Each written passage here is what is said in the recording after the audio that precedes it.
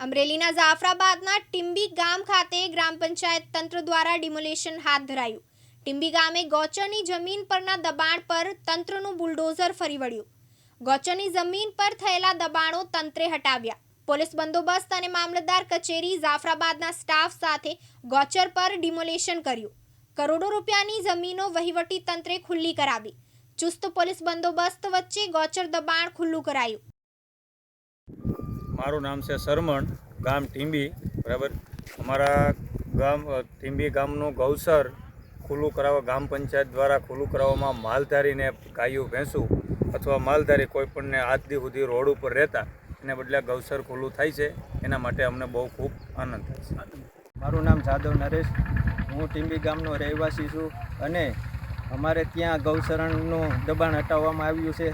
તે બદલ હું સરપંચ ઓર ગ્રામ પંચાયતનો ખૂબ ખૂબ આભાર માનું છું. અને હવે કોઈ એવું કે ગ્રામજનોને બે હાથ જોડીને નમ્ર વિનંતી છે કે ગૌચરણ કોઈ વાળે નહીં. અને અત્યારે જો કેટલા માલઢોર આપણે રખડતા જોઈએ છીએ અને માલધારીઓને ઘણું ખરું માલને છારવામાં પણ મુશ્કેલી પડે છે. તે બદલ અત્યારે તો કામગીરી શરૂ છે. તે બદલ હું ખૂબ ખૂબ આભાર માનું છું ગ્રામજનોનો અને ગ્રામ પંચાયતનો. જય ગૌ માતા. આપનું ગામ? હું રાઠોડ જઈશું અને જાફરાબાદના ટીંબી ગામેથી.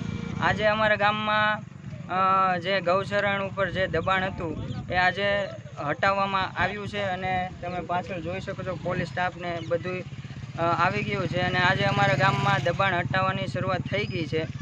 જે લોકોએ ગૌચરની જમીનનું દબાણ કર્યું હતું એ બધાનું અત્યારે નીકળે છે. તમને વિડીયોના માધ્યમથી બતાવે છે. 3 JCB છે અને બીજા ગામના માણસો પણ ઘણા છે જોવાવાળો, અને બધાય રાજી છે. અને આ બહુ સારું કામ થયું છે અને બહુ સારી વસ્તુ છે. આગળના સમયમાં હવે આપણા ગામમાં વિકાસ થશે એવી આ એક એંધાણી મળી ગઈ છે આપણને. કારણ કે હવે આપણે ગાયો માટે આ બધું ખુલ્લું કરી દીધું છે. તો ગાયોને ખોરાક એટલે કે એનો ચારો તો મળી જશે, પણ હવે પછી આગળના સમયમાં ગામે એ પણ વિચારવું પડશે કે ગાયો લગભગ અમારા ગામમાં 300 થી 400 એટલી ગાયોની વસ્તી છે. તો એ લોકો અત્યારે ગાયો રોડ ઉપર ને એમ બધે બેઠી હોય છે. સાંજે એક્સિડન્ટ થઈ જાય, મેન હાઈવે ઉપર એના એક્સિડન્ટ પણ થતા હોય છે, બધાને ખબર જ છે. તો હવે એના માટે એક રહેવા માટે આપણે ગૌશાળા બનાવાય, એની સુવિધા કરવી બહુ જરૂરી છે. અને જો એ થશે ને, ગૌશાળા બનશે એટલે ગામનો વિકાસ આફળો થવા મળશે. કારણ કે ગૌશાળા આપણે ગાય માતાને તો આપણે માતા માનીએ છીએ, આપણા હિન્દુ ધર્મમાં પૂજનીય છે. અને એનું મળમૂત્ર અને દૂધથી માંડીને બધું કામ આવે છે. તો હવે એ વસ્તુનો આપણે વ્યાપાર પણ કરી શકીએ.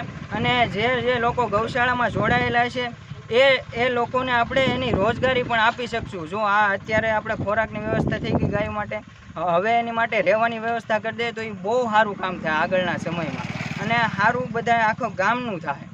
એટલા માટે થોડુંક એ પણ ધ્યાન દોરે. અત્યારે ગૌચરણ હટાવવાનું ચાલુ થઈ ગયું છે. બીજા ગામમાં દાખલા તરીકે લોર ગામ છે, ત્યાં ગૌશાળા બનાવે યુવાનોએ, તો આ તમારા ગામના યુવાનોને તમે જયસુખભાઈ શું સંદેશો આપો? હું મારા ગામના યુવાનોને સંદેશો આપી કે બહારના ગામમાં આપણે નાનું ગામડું હશે ને તો ત્યાં એક સામાન્ય ગૌશાળા હશે. અને અમારા ટીંબી ગામમાં પણ એક સામાન્ય ગૌશાળા છે, પણ ત્યાં નિયમો નથી કાંઈ, કે કોઈ એ સેવામાં જે થાય એ લોકો કરે છે. પણ અત્યારે મારું એવું કહેવું છે કે આપણે પણ બીજા ગામ પાસેથી શીખીએ અને એનું નોલેજ આપણા ગામમાં વિકસાવીએ. અને આપણા ગામમાં એક જો ગૌશાળા બનાવીએ તો બહુ સારું રહે, અને બધા યુવાનોને એમાં જોડાવાની જરૂર છે એમ. ડીડી વરુ દિવ્યાંગ ન્યૂઝ, જાફરાબાદ, અમરેલી.